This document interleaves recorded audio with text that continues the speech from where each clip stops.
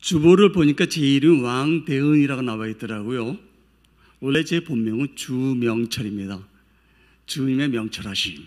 너무 교만스러운지 모르겠지만은 그게 제 본명입니다. 근데 왕대은 선교사를 하는 이유는 제가 중국에 사역할 때 그 보안상의 문제 때문에 왕대은을 바꿨는데, 아직까지도 저를 이제 특히 담임 목사님은 옛날에 저를 아시기 때문에 아직도 왕대은 선교사로 불러주시고 계시는 것 같습니다. 마찬가지입니다. 어떻게 불러도 좋습니다. 오늘 여러분들과 같이 만나게 돼서 반갑고요. 오늘 특히 여러분과 같이 나누고자 하는 것은 새로운 말씀을 전한다는 것보다 말씀과 제 간증을 섞어서 전해보고자 합니다. 하나님이 나를 이때까지 인도하시고 지금까지 다듬어 가시고 있는 그 무엇을 같이 나누고 또 말씀으로 그것을 종결짓고자 합니다. 우리 인간들에게, 우리 사람들에게 가장 어려운 문제가 뭘까요? 수천 년 동안 많은 철학자들이 연구했지만 모르는 것이, 아직도 분명하지 않은 것이 하나가 있는데, 나는 누구인가라는 거 맞습니까? 내가 누군지 안다면 아마 여러분들 정말 거의 낭비하는 것 없이 내 갈 길을 잘 갈 거라고 생각합니다. 그런데 아직까지도 내가 누구라는 것을 속시원하게 말해주는 철학가나 그 누구도 없다는 것이 좀 그렇습니다. 그런데 성경에 보니까, 성경이 창세기 1장에 어떻게 나와 있습니까? 창세기 1장에 하나님이 우리를 하나님의 형상으로 만드셨다라고 되어 있죠. 하나님 우리를 하나님의 형상으로 만드셨다라는 그 말씀을 가지고 조직신학자들이 인간의 기원을 연구합니다. 그것을 인간론적 조직신학이라고 합니다. 사실 이때까지 수없이, 초대교회부터 지금까지 시작해서 수없이 많은 사람들이 그 문제를 연구해왔고 또 굉장히 많은 해석들을 내왔지만은, 하나님의 신학이라는 것은 정답이 없기 때문에 아직까지도 계속 논의되고 있는 상황입니다. 오늘 제가 하나님의 형상이라는 제목을 가지고 말씀을 전하고 제가 증거를 하고자 할 때에 우선 하나님의 형상이라는 말이 무슨 말인가라는 걸 조금은 얘기하고 넘어가야 될 것 같아서 그 얘기를 잠시 하고자 합니다. 오늘 이 인간론적인 면에 있어서, 조직신학적인 면에 있어서 하나님의 형상을 보려는 것이 아니라 반대라기보다는 하나님의 입장에서 왜 그런 단어를 사용하셔서 우리를 만드셨을까라는 것을 살펴봄으로 인해서 좀 하나님의 형상에 대한 개념을 갖게 되기를 바라는 마음에서 오늘 하나님의 형상의 문제를 좀 풀어보고자 합니다. 하나님의 형상으로 있었을 때와 하나님의 형상이 없어졌을 때가 성경에 분명히 나와 있습니다. 언제죠? 선악과 나무 사건을 전후로 해서 하나님의 형상으로 살았었을 때와 하나님의 형상이 없어졌을 때의 모습이 나와 있죠. 그래서 그것을 잠깐 들여다보면 하나님의 형상이라는 것이 무엇을 의미하는지 개략적인 것은 알 수 있으리라 봅니다. 우리가 하나님의 형상을 그대로 간직하고 있었을 때에 그들은 첫째 하나님의 명령에, 하나님의 말씀에 순종하셨습니다. 그리고 하나님과 동행했습니다. 그래서 하나님을 예배드리고, 그리고 하나님이 짝지어진 짝과 둘이 잘 지내고, 그렇게 하나님이 보시기에 아름다운 삶을 살았었습니다. 그런데 선악을 알게 하는 나무의 열매를 먹고 난 이후에 그들의 삶의 완전히 바뀝니다. 사탄이 와서 저 선악을 알게 하는 나무의 열매를 맺게 되면은 하나님과 같이 눈이 밝아져서 하나님과 같이 되겠다. 그래서 그 하나님과 같이 된다는 말이 무엇인가를 잘 몰랐는데, 하나님의 형상이라는 면에서 보니까 선악과 나무를 먹기 전에 아담과 하와는 하나님의 형상으로 살면서 하나님과 동행했다. 하나님과 동행했다는 말씀은 하나님의 뜻에 맞는 삶을 살았다라고 얘기할 수 있겠죠. 또는 하나님의 속성에 맞는 삶을 살았다. 또는 하나님의 모든 말씀에 순종하는 삶을 살았다는 뜻이 되는데, 한마디 추격시켜서 얘기한다면 하나님이 내 삶의 주관자가 되셨다는 거죠. 동의하십니까? 그런데 선악을 알게 하는 나무의 열매를 먹고 난 이후에 인간은 내가 하나님과 같이 많은 지식을 갖기를 원했습니다. 내가 선과 악을 판단하겠다라고 생각한 겁니다. 그래서 이제부터는 내가 하나님같이 되었으니 더 이상 하나님과 동행할 필요가 없어. 이제부터는 내가 나의 삶의 주관자가 되겠어 라는 의미로 해서 선악과 나무 사건으로 연결이 되었다고 봅니다. 그렇다면 하나님이 의도하시는 하나님의 형상이라는 것이 무엇인가 하면 하나님과 동행하는 삶, 또는 우리의 삶 가운데 하나님의 속성, 하나님의 초월적인 속성이 아니라 하나님의 일반적인 속성이 드러나는 삶, 다시 말하면 하나님의 진리, 하나님의 의, 하나님의 사랑, 그런 것들이 드러나는 삶을 살았다라고 볼 수가 있습니다. 또 그리고 그렇게 사는 삶을 하나님의 형상을 이루는 삶이라고 우리는 이해할 수가 있겠습니다. 18세기에 유명한 구약신학자 폰 라트라는 사람이 있었습니다. 그분이 이렇게 하나님의 형상을 설명했는데 상당히 공감이 갑니다. 고대 근동지방에 왕들이 많이 있었죠. 대왕들이. 그 대왕들은 자기가 자신이 통치하는 지역에 자기의 형상을 만들어 놓습니다.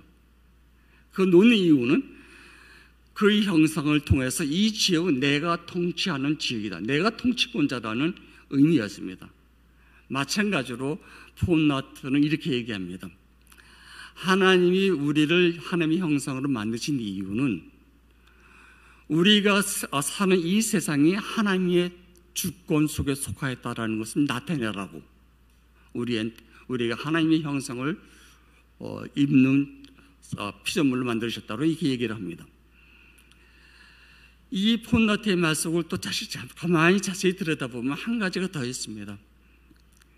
우리가 태어난 목적은 하나님의 형상을 드러냄으로 인해서 우리의 주권자가, 이 세상의 주권자가 하나님이라는 사실을 증거하라는 의미가 그 속에도 들어있습니다. 저의 선교사 생활을 들여다보니 그렇게 하나님이 이때까지 저를 인도해 오셨고 오늘까지도 저를 하나님의 형상으로 빚어가고 있다는 것을 고백하지 않을 수가 없어서 오늘 그 말씀을 드려보고자 합니다. 저는 이제 한국에서 대학교를 졸업했어요. 그리고 바로 미국에 건너가서 미국에서 계속 공부를 했습니다. 그리고 졸업하고 난 다음에 미국의 당시는 아마 세계에서 가장 큰 연구소였던 것 같아요. 미국에 있던 반도체 연구소에서 연구하다가 한국의 모 기업에서 저를 전자연구소 소장으로 이렇게 스카우트를 해서 한국에 들어왔습니다. 그때가 제가 30대 후반에 했습니다. 대기업의 중역으로서 연구소장으로서 생활이라는 것은 정말 동전의 양면이 있었습니다. 하나는 별동부대의 삶이었습니다. 지금은 어떤지 모르겠어요. 요즘은 대기업의 중역대의 삶은 월급도 많았고 그 위에 쓸 수 있는 돈도 굉장히 많았습니다. 정말 별동부대 같은 삶이었습니다. 해외 출장하면 가능한 한 4성급 이하는 들어가지 않았습니다. 가능한 4성급 내지 5성급을 들어갔고, 그렇지만 다른 면에는 내 시간이 없을 정도로 바빴습니다. 정말로 많이 바빴습니다. 여기 많이 계신 분들이 대덕 연구단지 있다라고 얘기 들었는데 연구원들의 삶 바쁘죠. 근데 그 전체를 책임지고 있는 사람의 삶은 더 바쁩니다. 그렇게 바쁘게 생활하고 있는데 어느 날 교회의 목사님이 저한테 전화를 받았어요. 그 당시 제가 집사였습니다. 집사님, 팀을 만들어 줄 테니까 저희 중등부, 대학부가 아니라 중등부입니다. 중등부 영어 성경반을 맡아주시겠어요? 속으로는 즉각적으로 대답이 나왔어요. No. 제가 어떻게 해요? 내가 얼마나 바쁜데 나한테 그 더군다나 코 흘리게 같은 중등부 학생들을 맡으라고요? 그런데 이상하게 제 속에 또 다른 소리가 들리는 것 같았습니다. 자, 교회에서 얘기하는 건 하나님이 예수님 말씀한 명령인데 네가 거절해? 그런 생각이 들으니까 주일날인데 뭐 주일날만 봉사하면 되니까 라고 생각하고 목사님의 요청을 받아들여서 중등부를 섬기기 시작했습니다. 그런데 이상한 거는 교회 봉사, 중등부 영어 성경반 봉사를 시작하면서 점점 교회 봉사가 내 삶의 중앙으로 들어오고 있었습니다. 점점 내 삶에서 높은 우선순위가 되어 있었습니다. 예를 들면 이렇습니다. 해외 출장이 잦았었는데 한 번 홍콩을 갔습니다. 홍콩 가깝잖아요. 근데 일이 안 끝나서 거기서 주말을 보내야 됐었어요. 고민했습니다. 야, 이거 한국에 가 말아. 결국 한국 가는 비행기표를 끊어서 한국에 들어와서 중등부 영성반 봉사를 하고 저녁에 다시 홍콩 나갔던 적이 있었습니다. 아마 하나님이 그것을 아름답게 보셨던 것 같아요. 그 당시에 그때 저에게 한 미국인 여성 선교사를 만나게 해주셨는데 그분은 지금은 고인이 되셨지만은 그분의 이름은 닥터 애시나우라는 분이었습니다.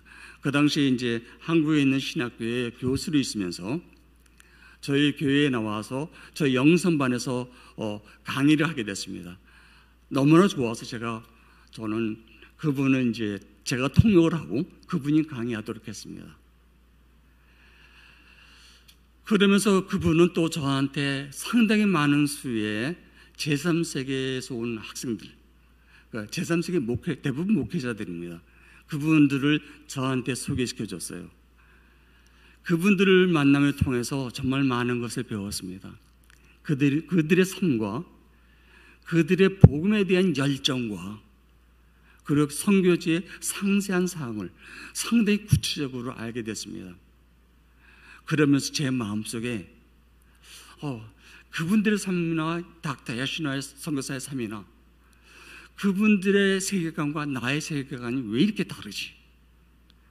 나는 기껏해야 11조 헌금 또 감사헌금 등을 하고 좀 바쁜 중에 시간을 내어서 중등부를 봉사한다 하면서 만족하고 있었는데 저들은 삶의 전부를 드리고 있었다는 것을 저는 알았던 것입니다. 특히 애시나우 선교사님 그분의 삶을 제가 아주 구체적으로 알게 됐는데 같이 식사를 많이 같이 하게 되잖아요.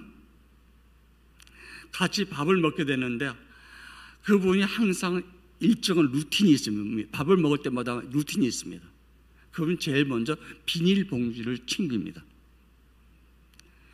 밥을 먹고 나면 남는 반찬, 하다못해 남는 밥까지, 김치까지 다 비닐봉지에 넣어서 싸가지고 갔습니다. 그러면서 저한테 이렇게 얘기를 하곤 했습니다. 닥터주, 이 정도면 난 내일 충분히 먹어. 그리고 교회에서 부재헌금이나 바사댐이나 헌옷을 수집하게 되면은 꼭 그것을 들렸습니다. 원래 키가 크신 분이었으니까 한국 분들이 입던 옷이 잘 안 맞아요. 열심히 찾으면 그 중에 맞는 옷이 한두 개 고르면 이거 어떠냐고 너무너무 좋아하셨어요. 신학대학교 교수로 있으면서 또 다른 곳에 가서 많이 강의도 하고 설교를 하면서 많은 사례비를 받았다고 생각했는데 돈을 너무 아끼는 거예요. 좀 이상해 보였습니다. 그러다 어느 날 우연한 기회에 선교 헌금 생활에 대한 얘기가 나왔었습니다. 그때 선교사님한테 제가 물었죠. 선교사님은 얼마나 헌금을 하세요? 그랬더니 그분이 저한테 이렇게 말씀하셨습니다. 나는 내 수입의 한 10분의 9 이상을 헌금해.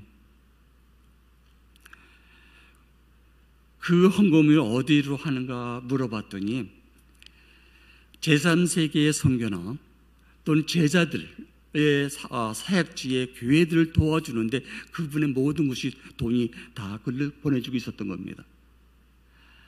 그런 것이 생각나면서 저는 정말 제 자신의 세계관과 그들의 세계관이 너무나 다르다는 것이 굉장히 부끄러웠습니다. 그러던 어느 날 제 기억에는 영등포에 있는 모 교회에 선교 집회가 있었어요.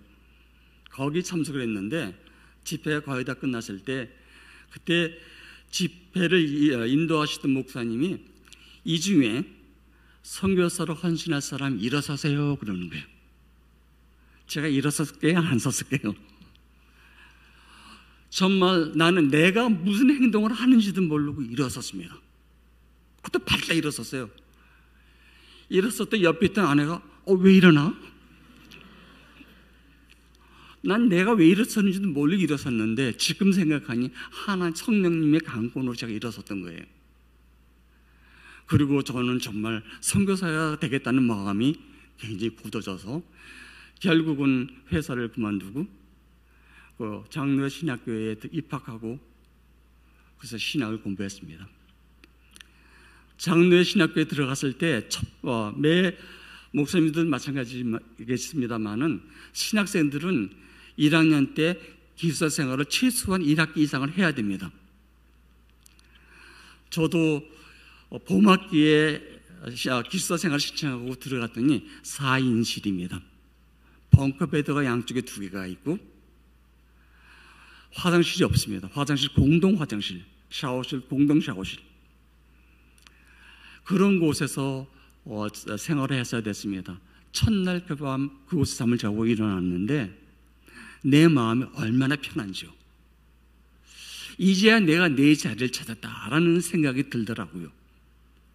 그러면서 바울이 빌보 감옥에서 찬양을 부를 수 있었던 것은 성령의 은혜가 있었기 때문에 가능했다고 봐요. 저도 성령의 은혜가 있어서 기숙사의 4인실이 조그마한 공동 화장실과 샤워실 쓰던 곳이 4성급, 5성급 호텔로 변했던 것 같습니다. 그렇게 해서 신학교 생활을 마치고 영락교회에서 교육전도서부터 시작해서 다 마치고 영락교회 목사 안수를 받고 총회 파송 선교사가 돼서 영락교회에서 파송 선교사로 상해로 들어갔습니다. 상해를 들어가는 날 첫날의 이야기입니다.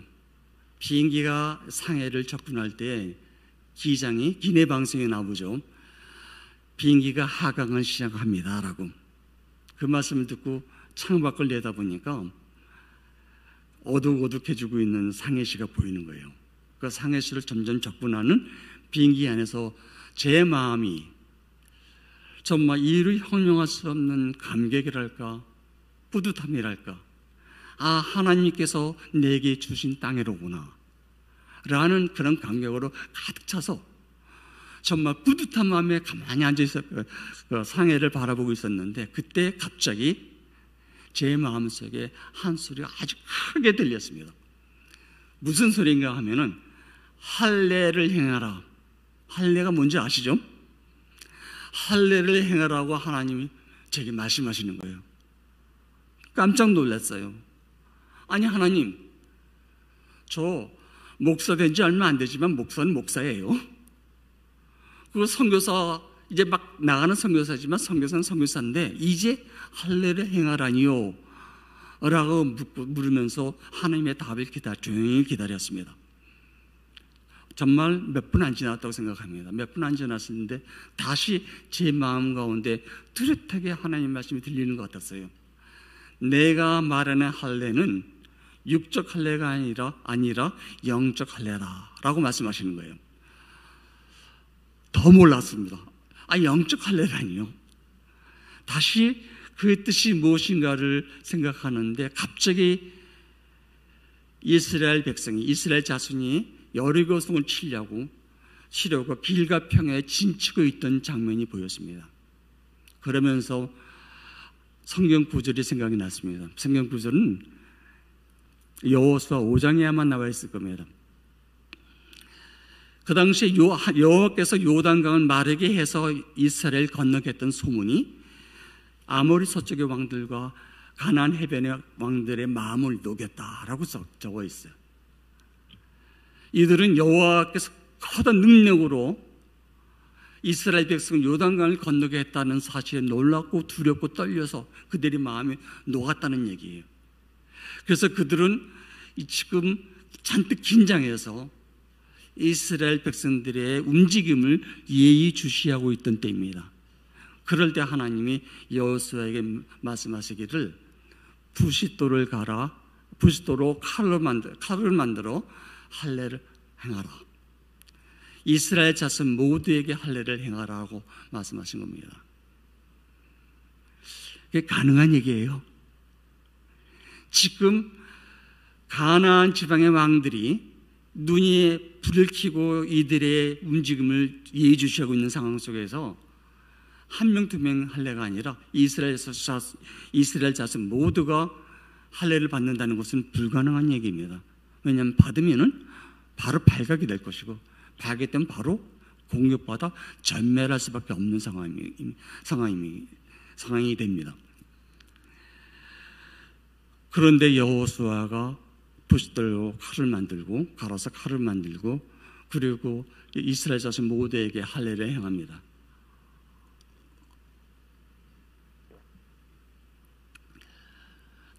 정말 놀라운 순종입니다. 자신과 이스라엘 자손 모두의 목숨을 건 순종이었습니다. 그러면서 저는 그때 이런 생각이 들었습니다. 하나님께서 가나안 지방 정복하는 사람은 너희들이 아니라 너희의 능으로 하는 것이라 아니라 나의 능으로 하는 것이다 라고 말을 한다고 생각을 했습니다. 그래서 감격의 눈물을 흘렸었습니다.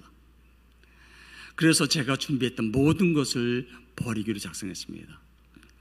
제가 파송받으면서 연합교회 선교부에서 뭐라고 저한테 선교 지침을 줬는가 하면은 당신의 전공 가지고 대학교에 들어가서 교수 생활을 하라. 그래서 교수로서 접촉점을 만들어서 선교를 하라.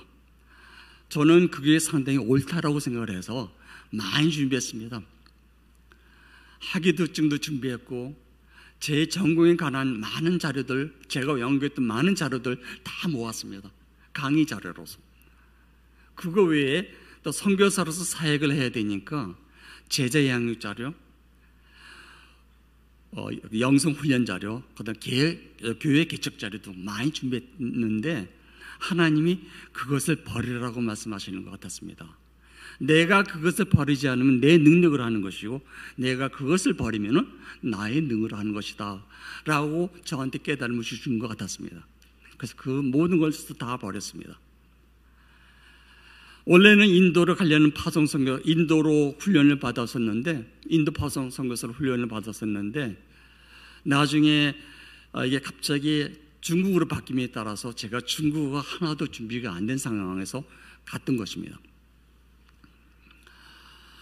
그래서 중국에서 생활은 처음에 정말 너무나 힘들었습니다. 식당 가서 또 밥을 제대로 먹을 수가 없으니까. 그런 때 동료 선교사 한 분이 저를 중국인 기독 실업 연합회 CBMC에 초대를 해서 같이 한번 가보자고. 그래서 그곳에 같이 갔습니다. 그곳에 같이 갔더니 정말 중국인들이 막 회의하는데 전 하나도 못 알아듣죠. 이제 그때가 학교에서 중국어 공부를 시작한 지 한 달인가 두 달인가 지났을 때예요. 한마디도 못 알아들었을 때입니다. 그때 다 끝났는데 갑자기 저를 일어서라는 거예요. 그래서 왜? 그랬더니 저분들이 저한테 말씀을 전하라는 거예요. 그래서 내가 어떻게 중국말 한마디도 못하는데 말씀을 전하냐 하니까 이분 얘기가 그 당시에 중국의 목사는 상당히 드물었습니다. 오래간만에 목사님 만났는데 그냥 가시면 어떡하냐고. 한 말씀 해주고 가셔야지.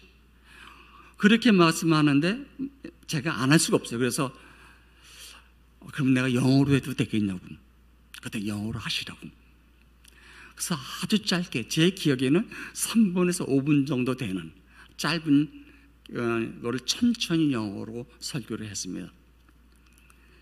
그랬더니 그리고 잘 끝났는데 좀 끝나고 가려고 그러는데 젊은이들 한 제 생각에 7, 8명 정도가 저한테 몰려오더라고요. 쭉 우르르 오더니 부탁을 하는 거예요. 저한테 저희들이 자리를 다 만들어 줄 테니까 성경 공부를 좀 리드해 주세요. 제가 거절했습니다. 왜냐하면 총회 선교사 복무 규정에 선교사는 부임하고 나서 2년 동안은 일체 사역을 하지 말고 언어 훈련에 집중하라라는 선교사 복무 규정이 있습니다. 그래서 그 규정을 제가 설명하면서 이러한 규정 때문에 나는 언어를 배워야 되니까 당신들 가르칠 수 없어. 그런데 그 위에도 비슷한 사건이 2번, 3번 일어났습니다.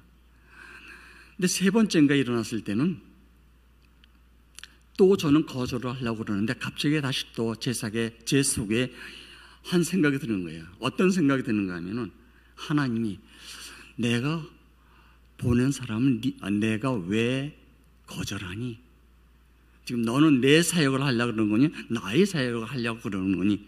라는 말씀을 하시는 것 같은 생각이 들었어요. 그래서 하나님 앞에 회개를 하고 그분들을 받아서 그분들을 가르치기 시작했습니다. 영어로 물론 가르쳤죠. 한 1년 동안 제자 양육, 저는 원래 제자 양육을 계속 해왔었기 때문에 제자 양육을 했습니다. 보통 제자 양육은 한 3년을 했습니다.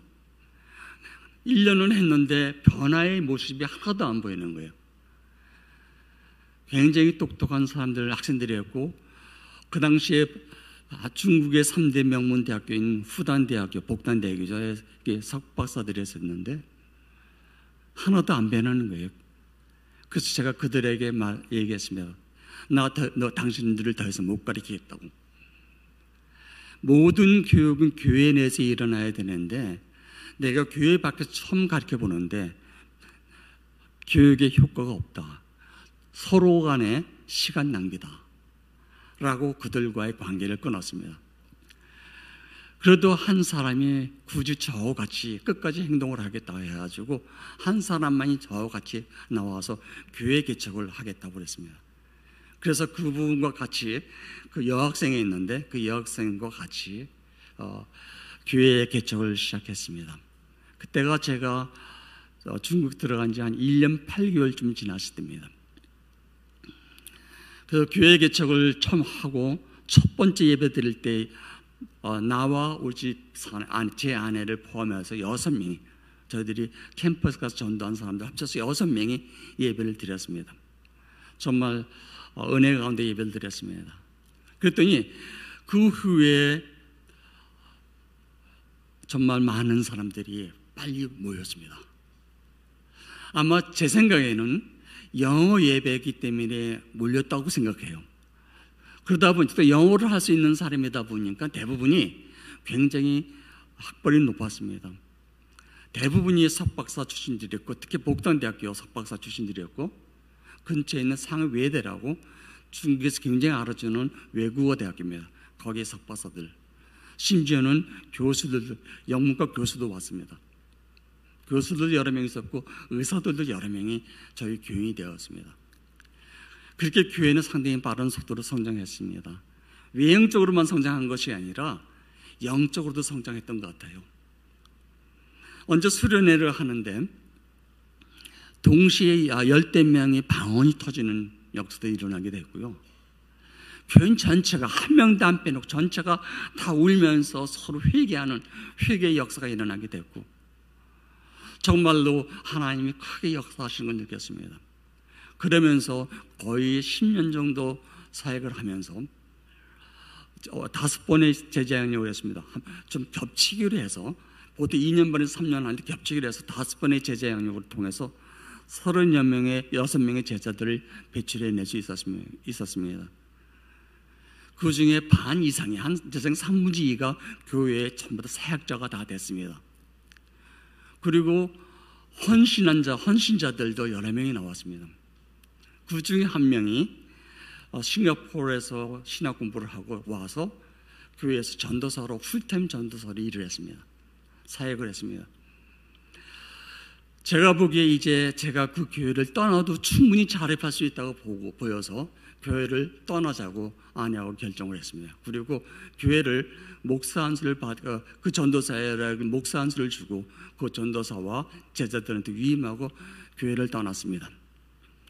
그리고 중국의 도시에 있는 중국 가정교회들이 얼마나 연약하다는 걸 저희들이 너무나 잘 알았기 때문에 저와 제 아내를 이제부터는 한 교회가 아니라 그 교회들을 도와주는 사역을 하자라고 해서 크리스천 리더십 아카데미, 기독교 리더십 아카데미를 저희가 그 학교를 세웠습니다. 그 학교를 세우고 첫 번째 강의하기 전에 다시 또 하나님이 제게 감동을 주셨습니다. 너는 내가 너한테 줬던 말에 반밖에는 이해를 못했니? 무슨 말인지 잘 몰랐습니다만은 결국은 할례를 행하라는 말에 반만 제가 이해를 했던 것 같아요. 하나님의 말씀은 할례를 행하라는 말은 먼저 영적 할례를 행하라는 말은 먼저 영적으로 하나님의 온전한 하나님의 사람이 되라는 얘기였다는 겁니다. 하나님의 사람이 되어서 하나님의 선교 사역에 내가 일꾼으로 일하라고 그 말씀을 주신 것을 저는 제가 편하게 받았던 것 같습니다. 저와 제 아내 무릎 꿇고 회개했습니다. 그리고 저희들이 크리스천 리더십 아카데미의 제일 목적은 이제부터는 우리가 하나님의 형상으로 살아가는 것이다. 하나님의 모습이 드러나는 하나님의 백성의 삶을 살아가는 것이 우리의 첫 번째 목적으로 하자라고 하고 두 번째 목적으로 그 교회를 도와주는 것을 했습니다. 그렇게 사역을 하다가 2018년 가을에 중국에서 추방당해서 지금은 카자흐스탄에서 신학교 사역을 하고 있습니다. 그런데 그때나 지금이나 마찬가지로 저희들이 변하지 않는 기도 제목은 바로 하나님의 형상을 회복하자는 겁니다. 저도 여러분들도 하나님의 형상을 회복하시길 바랍니다. 그래서 하나님의 형상을 회복하기 바라서 거기에 도움이 되는 성경 구절을 찾은 것이 베드로전서 2장입니다. 그래서 그 말씀을 전하면서 제가 말씀을 끝내려고 합니다. 시간이 벌써 3시 11분 많이 됐네요. 그렇죠. 베드로전서는 AD 64년경에 로마에서 네로 황제가 그리스도인을 핍박하는 커다란 사건이 일어나죠. 로마의 네로 황제 그리스도인들을 엄청나게 죽이고 핍박을 할 때 그때 로마에 베드로 사도가 있었습니다. 자기 자신도 지금 핍박을 받으면서 핍박의 위험 속에 있으면서도 소아시아에 있던 유대인 개종자들이 걱정이 돼서 그들에게 쓴 편지가 베드로전서입니다. 그들이 믿음 속에서 앞으로 닥쳐올 불시험을 어떻게 이겨낼까 그것을 걱정하면서 그들을 격려하기 위해서 쓴 편지가 베드로전서입니다. 그 말씀을 짧게 보도록 하겠습니다. 간단히 보도록 하겠습니다. 먼저 베드로 사도는 고난을 이길 수 있으려면 오직 한 가지, 제일 먼저 중요한 것이 무엇인가? 너희들은 하나님 나라의 백성이라는 정체성이라는 겁니다. 그래서 오늘 읽었던 말씀 중에 하나님의 국리를 얻은 하나님의 백성이라는 것을 잊지 말라고 얘기하는 겁니다. 그것이 너희들의 정체성이라고 얘기하는 겁니다. 의사가 자기의 정체성을 잃어버리면은 사람을 살리는 인수를 행하는 의사라는 정체성을 잃어버리게 되면은 환자를 돈으로 밖에 보지 못하는 이런 참 의미에서 가짜 의사가 되겠죠. 또 엄마가 한 아기의 엄마가 나는 저 아기의 엄마라는 강한 정체성 때문에 어떤 희생을 마다 않고 아기를 지킵니다. 이렇게 내가 누구인가를 아는 것은 굉장히 중요합니다. 특히 고난이 닥쳐왔을 때 더욱더 중요합니다. 바도 사울이 빌립보 감옥에서 하나님을 찬양할 수 있었던 것은 바로 나는 하나님 나라의 백성이라는 강한 정체성이 있었기 때문에 어떤 고난 속에서도 하나님을 찬양했던 것이라고 생각합니다. 또 두 번째로 베드로 사도는 너희들은 거름이다, 너희들은 나그네다라고 얘기를 합니다. 거름이라는 것은 이방인 가운데 사는 외국인을 얘기하는 거죠. 다시 말하면 베드로 사도는 이렇게 얘기하는 겁니다. 너희가 사는 곳이 너희의 집이 아니다라는 거죠. 너희가 사는 것이 너희의 집이 아니라 너희에게는 너희들이 가야 할 본향이 있다라고 얘기하는 겁니다. 우리가 가야 할 본향이 있기 때문에 고향을 찾아갈 때, 고향을 찾아가는 사람들이 그 어려운 길을 가면서도 힘들어하지 아니하고 모든 고난을 감수하면서 자기 집을 찾아가듯이 나에게 우리의 본향은 하늘나라라는 확실한 인식이 있다면은 이 세상에 당하는 모든 고난을 이겨낼 수 있다라고 베드로 바울 사도는 생각한 것입니다. 그래서 너희들은 이 세상에서 거름이니여 너희들은 이 세상을 잠시 잠깐 지나가는 나그네라라고 얘기를 하고 있는 겁니다. 이 세상에서 삶이 영원하지 않습니다. 저도 여러분 같이 젊었을 때 엊그제 같은데 벌써 이제 꽤 나이가 먹었습니다.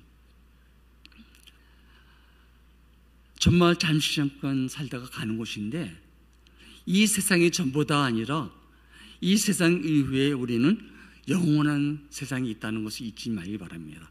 그 세상을 갈 때에 필요하다면 대가를 지불해야 됩니다. 고난이라는 대가가 필요하다면 고난이라는 대가를 지불해야 됩니다. 경제적인 희생이 필요하다면 경제적인 대가를 지불해야 됩니다. 베드로 사도는 바로 이렇게 너희들은 거름이니요 나그네라고 얘기하고 있습니다. 그리고 마지막으로 한 가지 더 얘기합니다. 너희들의 영을 거슬려 싸우는 육체의 정욕을 제어하라고 얘기합니다. 영을 거슬려 싸운다는 얘기는 중생한 영을 거스려라고 말씀도 할 수 있겠고 또 어쩌면은 내 안에 계신 하나님의 영을 얘기할 수도 있죠. 어떻든 간에 중생한 영이든 하나님의 영이든 그것과 거스르는 것은 육체 정욕인데 이것이 무엇인가? 그것이 하나님의 아는 지식, 하나님의 의, 하나님의 사랑, 다시 말해 하나님의 속성을 아는 나의 마음, 그것대로 행하고 싶어하는 마음이 항상 육체의 정욕에 의해서 거절당하고 있다라는 얘기를 베드로 사도가 얘기하고 있는 겁니다. 베드로 사도가 얘기합니다. 예수님께서도 비슷한 말씀하셨는데 좁은 문으로 들어가기를 힘쓰라라고 얘기하셨어요. 좁은 문이라는 말을 원어적으로 해석해 보면 좀 더 깊은 뜻이 있습니다. 왜 좁아졌느냐? 장애물 때문에 좁아졌는데 그 장애물이 무엇인가로 그 원천을 들어가 보면 나를 꼭 붙잡고 있는 것입니다. 나를 꼭 붙잡고 있는 것 때문에 문이 좁아져서 들어갈 수가 없는 거예요. 나를 꼭 붙잡고 있는 것을 벗어 던져야 되는데 예수님 뭐라고 말씀하시는가 하면 좁은 문으로 들어가기를 힘쓰라. 한국말은 들어가기를 힘쓰라는데 들어가기 위해서 너 자신과 심하게 투쟁을 하라는 얘기입니다. 내가 나와 싸우지 않고는 나를 꽉 붙잡고 있는 것들을 벗어버릴 수가 없는 겁니다.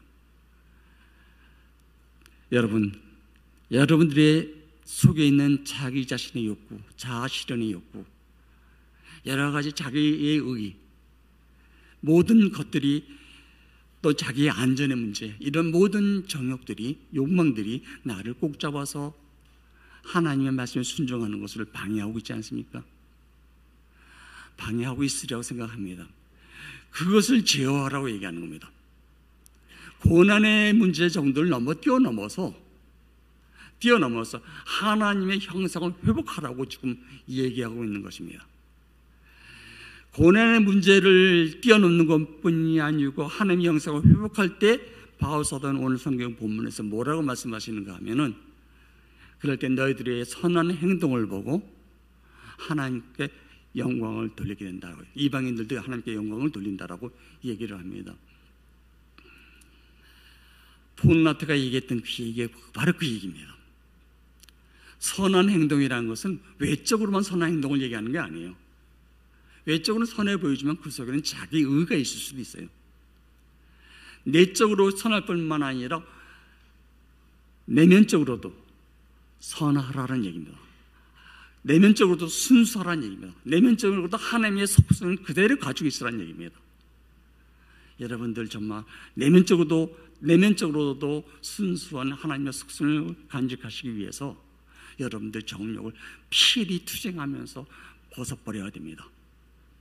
그러기 위해서 여러분들 나를 지금 붙잡고 있는 것들이 무엇인가를 하나하나 묵상 중에 리스트하기 바랍니다. 그리고 그것들을 하나하나 제어하기 위해서 성령님에게 열심히 기도하시면서 성령님의 도우심을 간구하시기 바랍니다.